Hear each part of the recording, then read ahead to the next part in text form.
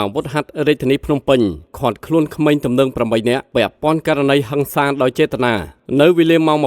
22:55 នាទីថ្ងៃទី 24 ខែមីនា ឆ្នាំ 2026 អាវុធហត្ថរាជធានីភ្នំពេញបានទទួលបណ្ដឹងផ្ទាល់មាត់ពីប្រជាពលរដ្ឋតាមរយៈលេខទូរស័ព្ទបន្ទាន់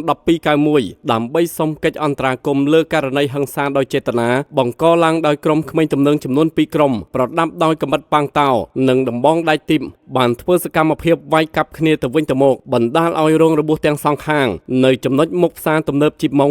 271ភូមិប្រៃតកុង1សង្កាត់ចាក់អង្រែខណ្ឌមានជ័យរាជធានីភ្នំពេញភ្លាមបន្ទាប់ពីទទួលបានព័ត៌មានកម្លាំងអាវុធហត្ថរាជធានីភ្នំពេញក្នុងមូលដ្ឋានខណ្ឌមានជ័យចុះដល់កន្លែងកាត់ហេតុធ្វើការស្រាវជ្រាវជាបន្តបន្ទាប់ឈានដល់ការឃាត់ខ្លួនក្មេងទំនើងទាំងពីរភាគីបានសរុបចំនួន8នាក់បញ្ជូនទៅការិយាល័យជំនាញនៃកងរាជអាវុធហត្ថរាជធានីភ្នំពេញដើម្បីចាត់ការបន្តតាមនីតិវិធីវត្ថុតាំងចាប់យកម៉ូតូមួយគ្រឿងម៉ាក Honda Scoopy ពណ៌ខ្មៅស៊េរីឆ្នាំ 2023 ពាក់ស្លាកលេខភ្នំពេញ 1KH